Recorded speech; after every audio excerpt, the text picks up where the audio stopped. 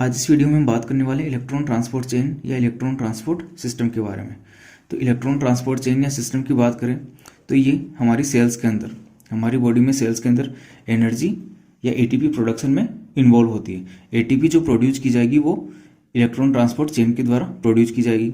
ATP की बात करें तो इनसे पहले वाले लेक्चर के अंदर हमने बात की थी ग्लाइकोलाइसिस एंड क्रेब्स साइकिल की, ठीक है। तो जो हमारी बॉडी के अंदर एटीपी प्रोडक्शन होगा वो ग्लूकोज के ब्रेकडाउन के द्वारा होता है। ग्लूकोज का ब्रेकडाउन ग्लाइकोलाइसिस के द्वारा और फिर क्रेब्स साइकिल के द्वारा इसका कंप्लीट ब्रेकडाउन होगा, वहाँ पे एनर्जी एटीपी के फॉर्म में प्रोड्यूस की जाएगी। तो ग्लाइकोलाइसिस और क्रेब्स साइकिल की हमने बात की थी, तो उसके अंदर कुछ एटीपी डायरेक्ट प्रोड्यूस होती है और कुछ एटीपी NADH FADH2 के रूप में प्रोड्यूस होती है। तो क्रेब्स साइकिल एंड ग्लाइकोलाइसिस के अंदर जो NADH या FADH2 जो प्रोड्यूस होता है उनके द्वारा एटीपी किस प्रकार से प्रोड्यूस होगी, तो वो NADH और FADH2 एटीपी प्रोड्यूस करते हैं इलेक्ट्रॉन ट्रांसपोर्ट चेन के द्वारा। तो इसी इलेक्ट्रॉन ट्रांसपोर्ट चेन की आज हम बात करने वाले हैं। तो एटीपी प्रोडक्शन में काम आएगा। अब इसकी बात करें तो होगा कहाँ पर, तो ये इलेक्ट्रॉन ट्रांसपोर्ट चेन होती है inner membrane of mitochondria. Mitochondria की बात करें तो माइटोकॉन्ड्रिया के अंदर क्या होता है, माइटोकॉन्ड्रिया एक डबल मेम्ब्रेन ऑर्गेनेल है, ठीक है, यानी आउटर मेम्ब्रेन इनर मेम्ब्रेन। तो जो इलेक्ट्रॉन ट्रांसपोर्ट चेन होगी वो यहाँ पे इनर मेम्ब्रेन के अंदर होगी। क्यों होगी, तो इसके लिए जो रिक्वायरमेंट है, यानी इसके लिए डिफरेंट कॉम्प्लेक्स प्रेजेंट होते हैं, वो इनर माइटोकॉन्ड्रियल मेम्ब्रेन में प्रेजेंट होंगे। इनकी हेल्प से एटीपी प्रोड्यूस की जाएगी। तो यहाँ पे इनर मेम्ब्रेन ऑफ माइटोकॉन्ड्रिया के अंदर होगी। अब होता क्या है, series of different protein complex and small organic molecules, यानी ये जो इलेक्ट्रॉन ट्रांसपोर्ट चेन है वो है क्या, इसके अंदर क्या होगा, डिफरेंट प्रोटीन कॉम्प्लेक्स होते हैं, ठीक है, यानी डिफरेंट प्रोटीन कॉम्प्लेक्स होंगे, आगे बात करेंगे, और कुछ स्मॉल ऑर्गेनिक मॉलिक्यूल्स होते हैं जो इलेक्ट्रॉन कैरिंग का काम करते हैं, यानी इलेक्ट्रॉन को कैरी करेंगे one complex to another complex. अब यहाँ पे हम बात करें इलेक्ट्रॉन ट्रांसपोर्ट चेन में reduced coenzyme NADH and FADH2 जो भी हमने बात की थी ग्लाइकोलाइसिस एंड क्रेब्स साइकिल के अंदर प्रोड्यूस किए जाते हैं। NADH एंड FADH2 ये क्या करेंगे, रिलीज हाई एनर्जी इलेक्ट्रॉन्स, यानी NADH की बात की थी हमने कि एक NADH से क्या होगा, 3 ATP के मॉलिक्यूल प्रोड्यूस होंगे और एक FADH2 से 2 ATP के मॉलिक्यूल प्रोड्यूस होंगे। तो ये एटीपी बनेगी कहाँ पे, ये एटीपी बनेगी यहाँ पे इलेक्ट्रॉन ट्रांसपोर्ट चेन के अंदर। तो ये दोनों मॉलिक्यूल इलेक्ट्रॉन ट्रांसपोर्ट चेन में क्या करते हैं, हाई एनर्जी इलेक्ट्रॉन्स रिलीज करते हैं। इसके साथ साथ ही प्रोटॉन्स या हाइड्रोजन आयंस इंटरमेम्ब्रेन स्पेस के अंदर प्रोड्यूस करेंगे। अब यहाँ पे आउटर मेम्ब्रेन इनर मेम्ब्रेन, ये जो बीच का स्पेस हो गया वो कहलाएगा इंटरमेम्ब्रेन स्पेस। यहाँ पे हाइड्रोजन आयन रिलीज की जाएंगी और वो बाद में आगे एटीपी प्रोडक्शन के लिए रेस्पॉन्सिबल होंगे। किस प्रकार से प्रोड्यूस होगी एनर्जी वो आगे बात करेंगे। तो यहाँ पे देखें, electron transfer from different complex and electron carriers to oxygen.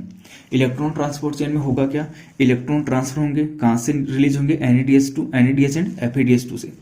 ये इलेक्ट्रॉन ट्रांसफर होंगे डिफरेंट कॉम्प्लेक्स से, ठीक है। कॉम्प्लेक्स कौन कौन से होंगे अभी बात करने वाले हैं, different complex and electron carrier से, और लास्ट में किसके द्वारा एक्सेप्ट किए जाएंगे, ऑक्सीजन। तो यहाँ पे ETC इलेक्ट्रॉन ट्रांसपोर्ट चेन के अंदर जो फाइनल इलेक्ट्रॉन एक्सेप्टर होता है वो ऑक्सीजन मॉलिक्यूल, ये याद रखना। इलेक्ट्रॉन ट्रांसपोर्ट चेन में फाइनल मॉलिक्यूल जो इलेक्ट्रॉन्स को रिसीव करता है, इलेक्ट्रॉन लेगा, वो ऑक्सीजन मॉलिक्यूल होता है। अब यहाँ पे इलेक्ट्रॉन ट्रांसपोर्ट चेन में होगा क्या, electron transport chain pump hydrogen ions in intermembrane space, hydrogen ion intermembrane space में पंप किए जाएंगे, विच प्रोड्यूस इलेक्ट्रोकेमिकल ग्रेडियंट, एक ग्रेडियंट का फॉर्मेशन करेंगे, कहाँ पर, इंटरमेम्ब्रेन स्पेस में। यह इलेक्ट्रोकेमिकल ग्रेडियंट क्या करेगा,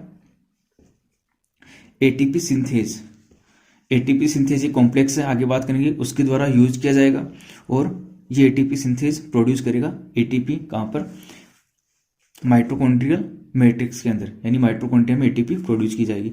इसीलिए माइटोकॉन्ड्रिया को क्या बोलते हैं, पावर हाउस ऑफ सेल यानी सेल के अंदर, हमारी सेल के अंदर जो एटीपी प्रोड्यूस करने का या बॉडी के अंदर जो एटीपी प्रोड्यूस की जाती है वो माइटोकॉन्ड्रिया के द्वारा प्रोड्यूस की जाएगी। कैसे की जाएगी? इसी इलेक्ट्रॉन ट्रांसपोर्ट चेन के द्वारा। ये तो यहाँ पे थोड़ा बेसिक हो गया। अब सबसे पहले हम बात करें इलेक्ट्रॉन ट्रांसपोर्ट चेन में जो भी हम कॉम्प्लेक्स की बात कर रहे थे, कितने 5 कॉम्प्लेक्स प्रेजेंट होते हैं इलेक्ट्रॉन ट्रांसपोर्ट चेन में। तो कॉम्प्लेक्स फर्स्ट होगा, complex second, complex third, complex fourth, complex 5। ठीक है, तो इस प्रकार से यहाँ पे 5 कॉम्प्लेक्स प्रेजेंट होंगे।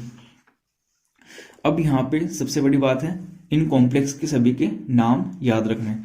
तो सबसे पहला कॉम्प्लेक्स होगा NADH डिहाइड्रोजिनेज कॉम्प्लेक्स, नाम दे रखा है complex first NADH dehydrogenase complex. Complex second ये हो गया सक्सिनेट डिहाइड्रोजिनेज कॉम्प्लेक्स, दोनों डिहाइड्रोजिनेज NADH और succinate dehydrogenase complex. Complex third की बात करें तो cytochrome B/C1, cytochrome B/C1 complex, या इसको साइटोक्रोम C रिडक्टेज कॉम्प्लेक्स भी बोल सकते हैं। Cytochrome B/C1 complex, cytochrome C reductase complex. Fourth होगा cytochrome C oxidase, fourth complex क्या होगा? Cytochrome C oxidase. लास्ट में बचा फिफ्थ, वो होगा ATP सिंथेज कॉम्प्लेक्स।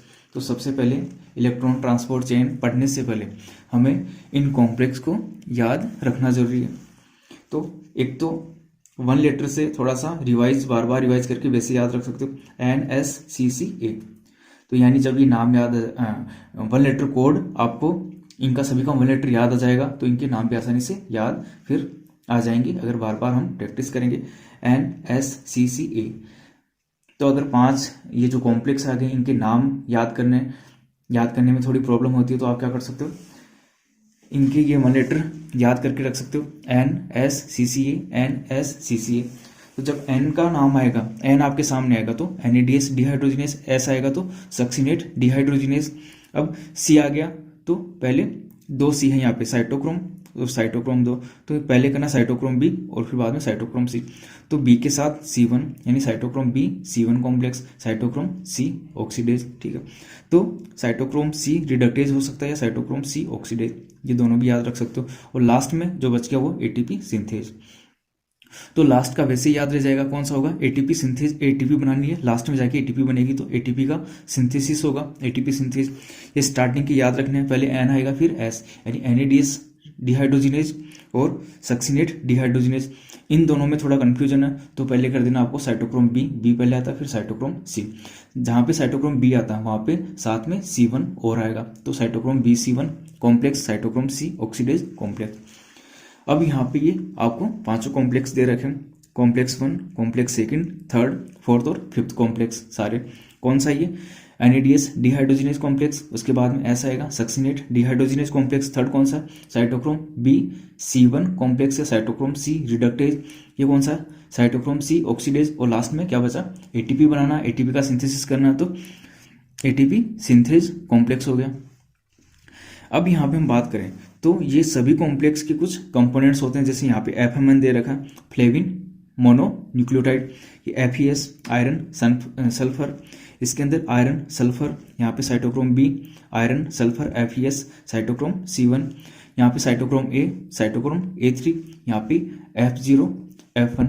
तो जो लास्ट में ATP सिंथेज ये जो कॉम्प्लेक्स होता है तो उसके अंदर 2 पार्टिकल्स होते हैं, यानी 2 पार्ट होंगे उसको, F0 और F1। ठीक है, तो ये जो बड़ा वाला पार्ट है F1 और 0 छोटा, तो यहाँ पे आपको थोड़ा समझ लेना, F0 पार्टिकल इस इनर मेम्ब्रेन के अंदर प्रेजेंट होगा। हाँ, यहाँ पे ये देख लेते हैं, ये माइटोकॉन्ड्रिया की स्ट्रक्चर है। ठीक है, माइटोकॉन्ड्रिया की आउटर मेम्ब्रेन, जो ये वाली बात करें आउटर मेम्ब्रेन ये वाली, और ये अंदर जो दे रखी इनर मेम्ब्रेन, ये हो गई ये इनर मेम्ब्रेन। ठीक है, ये कंप्लीट इनर मेम्ब्रेन। तो जो ये 5 कॉम्प्लेक्स प्रेजेंट होंगे, कॉम्प्लेक्स 1 2 3 4 5, ये किस में होंगे? इनर मेम्ब्रेन में, यानी इस पूरी मेम्ब्रेन पे ये 5th कॉम्प्लेक्स सारे प्रेजेंट होंगे, 5 कॉम्प्लेक्स। तो यहाँ पे जो इनर मेम्ब्रेन होगी उसके अंदर F0 पार्टिकल होगा, और उसकी बाहर की तरफ वहाँ पे ये अंदर वाला स्पेस क्या है? माइटोकॉन्ड्रियल मैट्रिक्स, यानी ये वाला, ये माइटोकॉन्ड्रियल मैट्रिक्स यहाँ पे प्रेजेंट है। तो यहाँ पे ये हो गया मेम्ब्रेन के अंदर प्रेजेंट होगा, और F1 कहाँ पे? बाहर की तरफ, यानी जो बड़ा है वो 1 और 0 जो है वो अंदर छोटा पार्ट है। तो इस ATP सिंथेज को F1 F0F1 पार्टिकल्स भी बोलते हैं, F0F1 कॉम्प्लेक्स। तो ये कुछ कॉम्प्लेक्स की डिफरेंट पार्ट है, आपको याद रखना है। FMN, FES, cytochrome B, S, C1, यानी जो कॉम्प्लेक्स में देख रहा है साइटोक्रोम B, C1 कॉम्प्लेक्स, बीच में iron sulphur, cytochrome A, A3, F0F1। ठीक है, अब ATP बनेगी कैसे, ये यहाँ पे ध्यान में रखना है। तो यहाँ पे हम देख सकते हैं NADH कन्वर्ट हो रहा है NAD आयंस के अंदर, NAD के अंदर। ये NAD आया कहाँ से, ये आया ग्लाइकोलाइसिस में, और जो क्रेब साइकिल के अंदर फॉर्मेशन हो रहा था, ये हम इससे पहले वाले वीडियो में बात कर चुके हैं। ग्लाइकोलाइसिस में कहाँ पे NADH बनता है और क्रेब साइकिल में कहाँ पे NADH और कितने NADH बनते हैं, वो NADH यहाँ पर आएंगे और फिर ATP फॉर्मेशन में इन्वॉल्व होंगे। तो NADH हो गया। FADH2 कहाँ पे बनता है, ओनली क्रेब साइकिल के अंदर।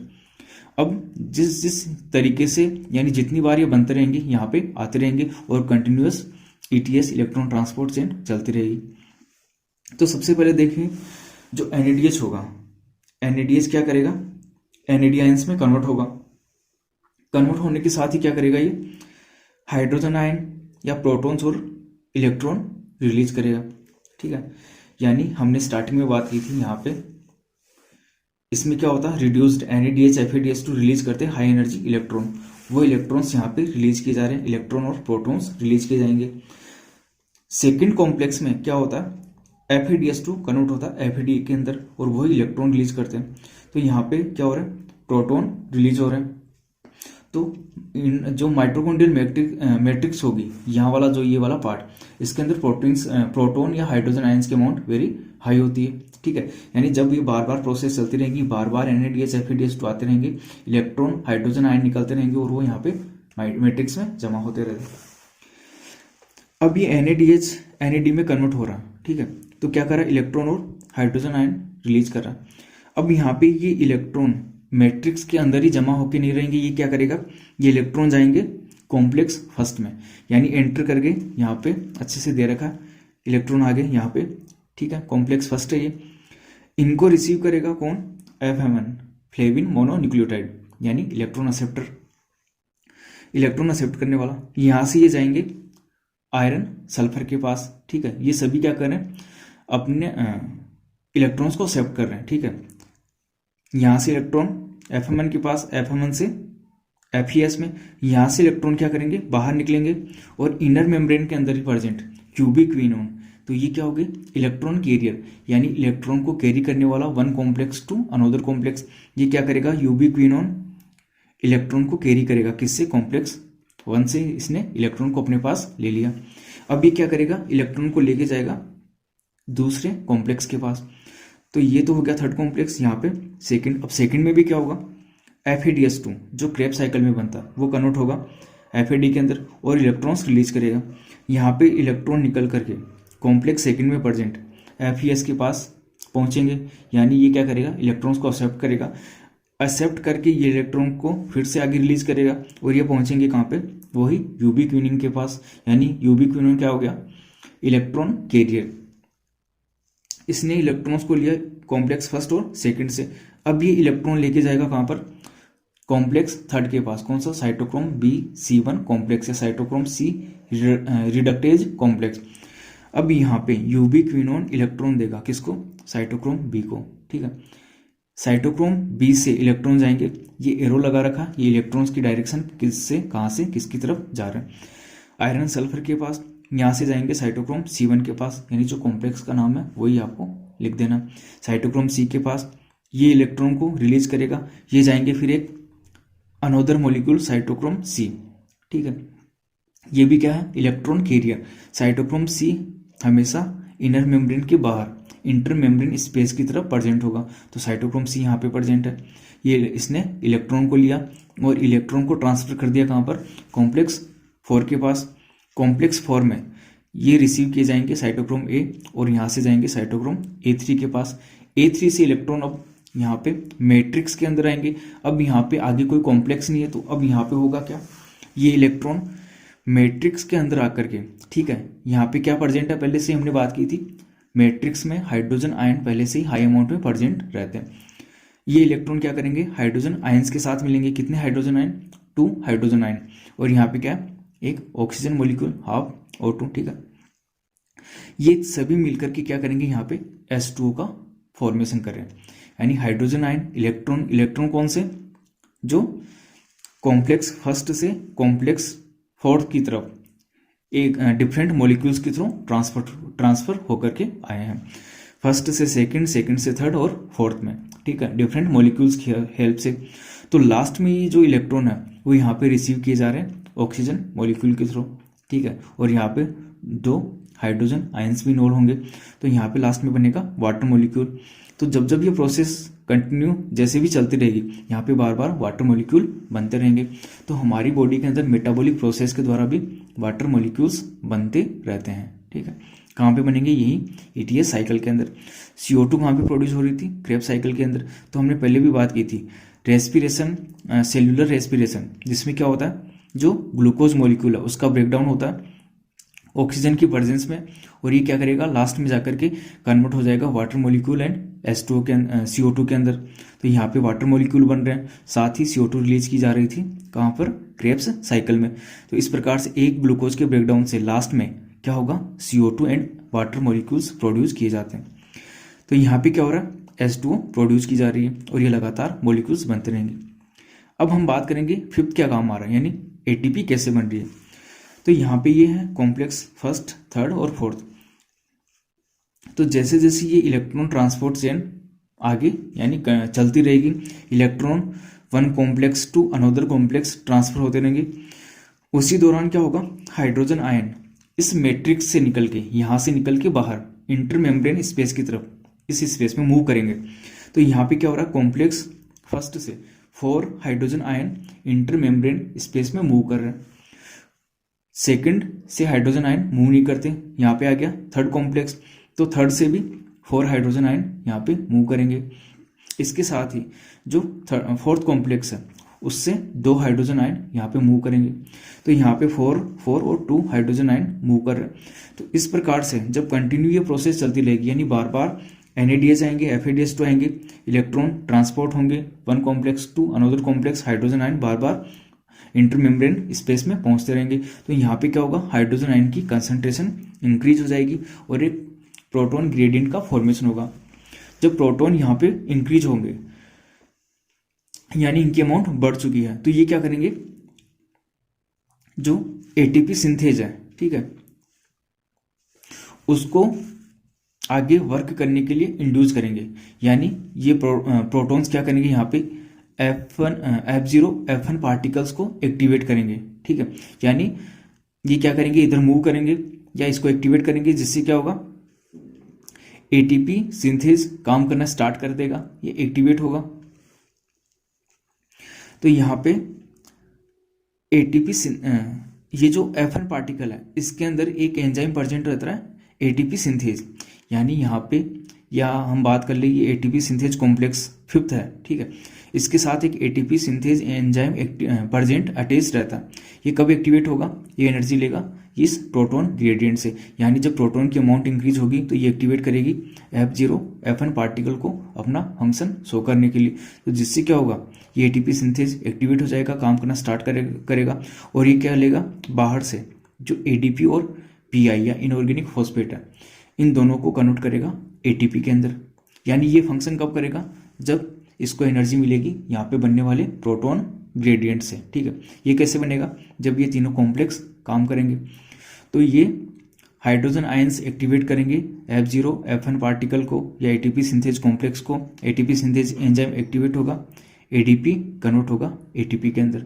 तो यहाँ पे क्या हो रहा, ATP का फॉर्मेशन किया जा रहा है। कैसे बन रहा है, जब ये कॉम्प्लेक्स एक्टिवेट होंगे, काम करेंगे। कब काम करेंगे, जब यहाँ पे NADH2 FADH2 आएंगे, कहाँ से आएंगे, क्रेब्स साइकिल और ग्लाइकोलाइसिस से। इलेक्ट्रॉन्स रिलीज करेंगे, साथ ही इंटरमेम्ब्रेन स्पेस में प्रोटॉन्स रिलीज करेंगे। ये सभी मिलकर के एक्टिवेट करेंगे F0 F1 पार्टिकल को, ATP बनेगी, साथ ही वाटर के मॉलिक्यूल यहाँ पे प्रोड्यूस किए जाएंगे। तो ये हो गया हमारा इलेक्ट्रॉन ट्रांसपोर्ट चेन। किस काम आएगा, ATP प्रोडक्शन में। किस प्रकार से प्रोड्यूस हो रही है वो हमने यहाँ पे बात कर ली है। तो यहाँ पे सबसे जो ज़रूरी बात है वो ये है कि सभी कॉम्प्लेक्स सबसे पहले हमें याद रखने, इन सभी के नाम याद रखने की कौन कौन सी ये कॉम्प्लेक्स है, ठीक है। और इन कॉम्प्लेक्स के कंपोनेंट कौन कौन से हैं, क्या फंक्शन कर रहे हैं, ठीक है, इलेक्ट्रॉन का जो ट्रांसपोर्ट हो रहा कहाँ से किस तरफ किस प्रकार से हो रहा, ठीक है।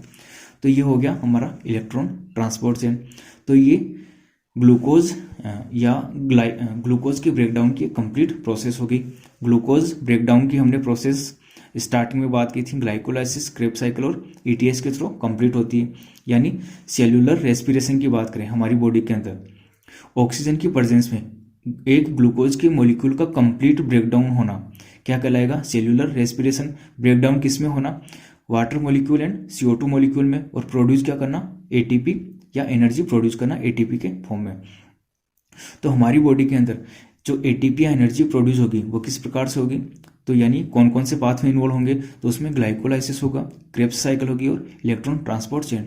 तो इन तीनों पाथवे की हम डिफरेंट वीडियो में हम बात कर चुके हैं। इससे पहले वाले वीडियो में हमने ग्लाइकोलाइसिस और क्रेब्स साइकिल के अच्छे से बात की है, और यहाँ पे ये इसके बाद में ग्लूकोज मेटाबॉलिज्म का या एनर्जी प्रोडक्शन का लास्ट वीडियो है, इलेक्ट्रॉन ट्रांसपोर्ट चेन।